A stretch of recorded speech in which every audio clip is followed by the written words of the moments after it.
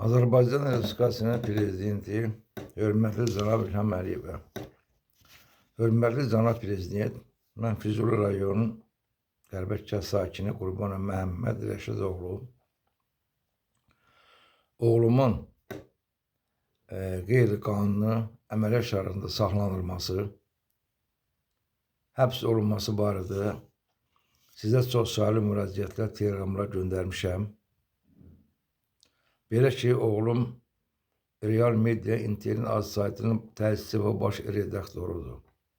Ölkədə baş alıb gedən korrupsioner məmurlardan yazaraq dövlətə 3 milyona yaxın pul ödətdirmişdir.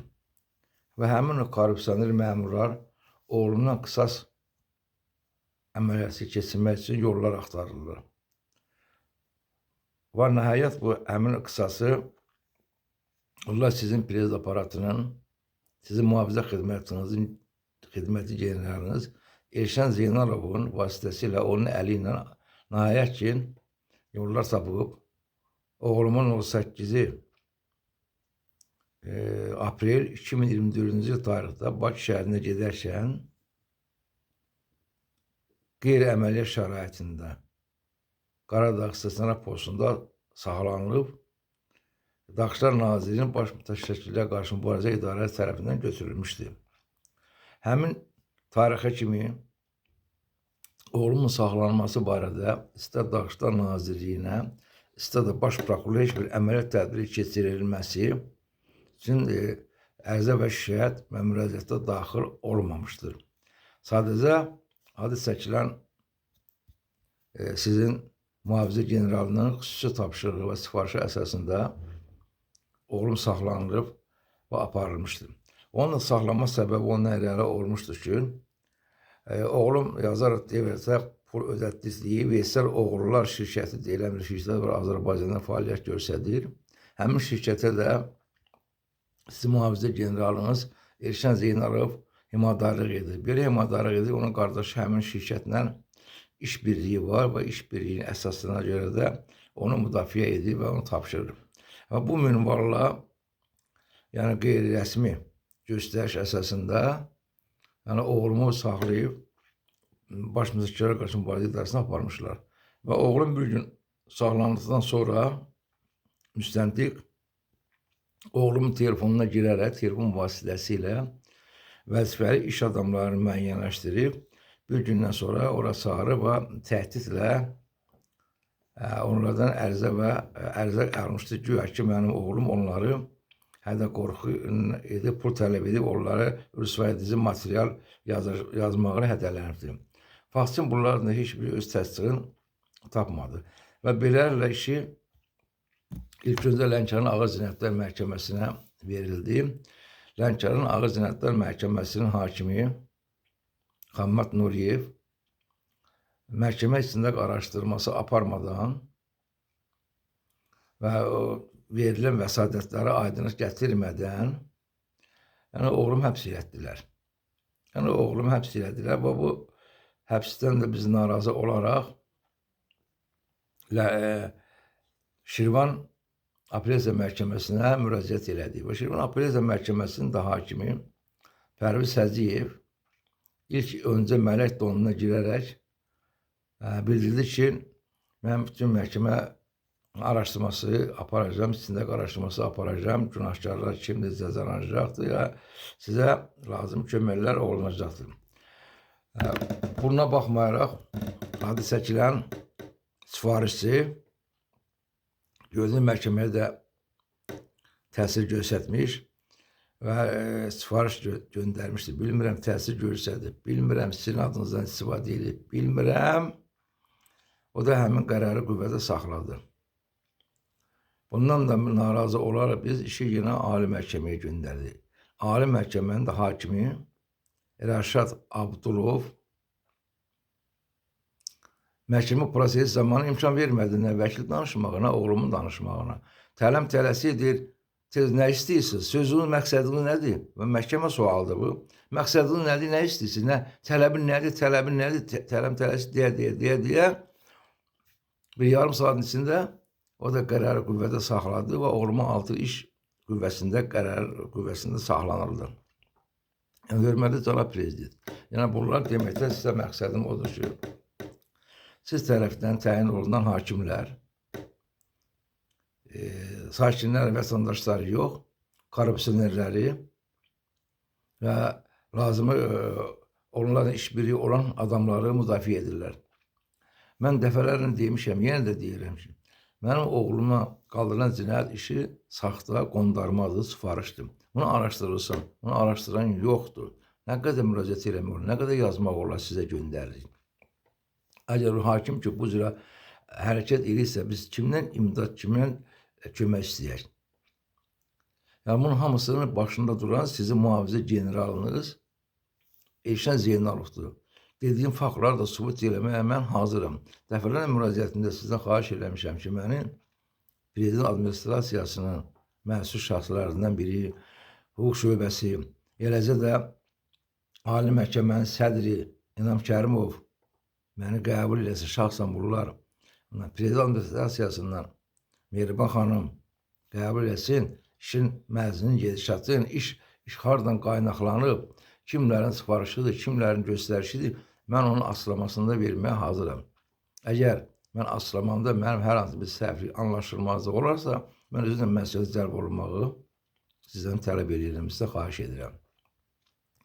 Belə bir vəziyyətdə biz nə etməliyik? Biz kimə müraciət edirik, hörmətli cənab prezident? Hakimləriniz də yerində deyil. Ali Məhkəmənin hakimi Rəşad Abdulov məhkəmə zalındadır. Biz valideyni ondan, ailə üzvlərimiz məhkəmə işlət edirik. Durur, mənim uşağımı təhqir edici ifadələr işlədir. Və biz ayrı yerdə başqa adam təhqir edici ifadə işlədəndə o vaxtda məsuliyyətli zərb olunur ki, ictimai yerdən, həm filan yerdən, həm harda nəsə işlətmiş. Bəs məhkəmələrin təhqir edici ifadələrini onlara kim qiymət verməlidir? Onlara kim cəzalandırmalıdır? Mən buradan birbaşa bu məhkəmə ilə bağlı Məhkəmə Hüquq Şurasına da özüm müraciətimi eləyirəm. Cənab İnam Kərimova da. Cənab prezident, sizdən mən dönə-dönə xahiş edirəm. Mənim oğluma qarşı ədalətsiz, haqsızlıq asılan bu cinayət işi araşdırılsın, tərəfinizdən araşdırılsın. Göstəriş verin. Əfv komissiyanız var. Ondan Ədliyyə Nazirliyi var, ümumiyyətlə. Məhkəmə Hüquq Şurası var. Xahiş edirəm, bunlara göstəriş verin, bunlar araşdırılsın. Bu qədər ədalətsizlik mi olar, bu qədər haqsızlıq mı olar? Biz kimdən kömək istəyək? Yoxdur, heç biri. Siz təyin edirsiniz, onlara da xalqı incidirlər. Məhkəmələr birbaşa yerində deyirlər. Məhkəmələr polisin diktası ilə, prokurorun diktası ilə işləyirlər. Bax, bunlar onlarla iş görürlər. Polisdəkin, yəni polis rejimindəkin Gestapo rejimidir. Azərbaycanda məlumat üçün bildirirəm ki, Gestapo işçilərindən polis işçilərinin heç fərqi yoxdur. Vətəndaşı şərləmək, həbs elətdirmək, onların əlinə adi bir haldır. Vətəndaşı şərt qoyurlar, tələb qoyurlar vətəndaş qarşısına. Bunu da sübut eləməyə mən hazıram. Eləmirlər, incidirlər vətəndaşları. Bir də şimdi cənab prezident, o hər bir şəxsin, insanın tutduğu vəzifəsindən asılı olmayan bir inanç yeri var da. Biz hər birimiz müsəlman xalqı, müsəlmanıq, biz Allah'a inanırıq. Göydə Allah yerdə əzizlərimizin birinə inanç yerimizdə and içəndə Allah'a and içirik və yerdə əzizlərimizin birinə. Odur ki, bu baxımdan da cənab prezident, mən sizə and verirəm göydə Allah'a, yerdə ulu öndərin o qəbrinə, onun ruhuna mənim müraciətlərim çatdırılsın adiyyəti yerlərə. Çatdırmırlar, imkan vermirlər. Sizə çatdırmırlar. Bu məsələ araşdırılsın. Bu məsələ araşdırmadılar. Mənim uşağımı girov kimi saxlayırlar. Ondan kimlərinsə sifarişi əsasında, hətta sizin mühafizə generalının sifariş göndərib ki, qardaşı, oğlumun qaynatasına, onu biz götürəcək, onu yox eləyəcək Azərbaycandan. Hələ bununla da ədaların yerə qoymurlar. Yox eləmək kimi şeydir də, onların dərdidir. Burada sizə müraciət edirəm. Mənim uşağımın, evladımın hər adı bir problem yaşanırsa, cəza səhmə müəssisəsində. Yəni sizə bəri başda müraciətimi edirəm. Baba, bu şəxslərdən bizə zərər gələr, xətə gələr. Çünki hakimiyyətsizlik də öz bildiklərini eləyirlər. Kim nə tər gəldi, o cürə də qərar qəbul edirlər. Hakimlərin də yerində deyirlər. Mən onlara hakim demək olmaz. Hakim adlandırmıram onları. Hakimin şərəfi olar, hakimin vicdanı olar. Hakim bir heç olmasa bir fikrə dalanda bir fikirləşməlidir. Bu gün mən nə ifadə işlətmişəm, hangi haqsızlığı mən eləmişəm, ondan bu qanuna bir istinadla elədiyim, eləməmişəm. Eləmirlər. Sizin hakimləriniz də yerində deyirlər. Bəs belə bir halında məhkəmə oxuşası hara baxır, ali məhkəmə hara baxır. İnam Kərimov ali məhkəmənin sədri, məhkəmə oxuşası təyin olunur. Biz hesab elədik ki, Azərbaycanda məhkəmələrdə köklü bir dəyişikliklər olacaqdır. Amma heç birinə dəyişiklik olmadı, heç bir təsiri olmadı. Ali məhkəmənin hakimi İrəşad Abdulov elə danışdı ki, cəmaata imkan vermədi danışmağa, imkan vermədi, arxayın halda sifariş yerinə yetirir. Buna da mən əminəm mən. Onlar hakim deyirlər. Onlar təyin olunurlar, amma xalqı işləmirlər onlar. Onlar korrupsiyalı məmurlara işləyirlər. Ondan sonra kimlər də sifarişin yerinə yetirməyə istəyirlər. Bax, bu məsələlər araşdırılmalıdır. Biz vətəndaş kimi xahiş edirlər mən sizə, ant verin mən sizə. Nə olar bir kömək edin, bir səsimizə səs verin. Qoy başqa ölkələrdə Azərbaycan Respublikasında qoy desinlər ki, cənab prezident bir sıravi adamın, bir sıravi ağsaqqalı müraciətinin əsasında məsələni araşdırdığı günahkarlar layiqli cəzasını alırlar. Cənab prezident, mənim 70'ə doğru yaşım var. Mən hakimiyyətin hər üzünü görmüşəm mən. Ulu Öndərin Sovetlər dövründə işlədiyi dövrdə görmüşəm və prezidentin hakimiyyət dövründə də görmüşəm. Onda qayda qanun vardı, ehtiyat edirlər, çəkinirdilər. Amma indi sizin hakimiyyətiniz dövründə anarxiya alıb baş alıb gedir. Heç kim sizi eşitmirlər. Vətəndaşlar əzilə çəkinmirlər sizdən. Bax, bu məsələlər üçün mən deyirəm, kömək edin mənə. Mənim uşağım haqsız həbslədiyi girov saxlanılır.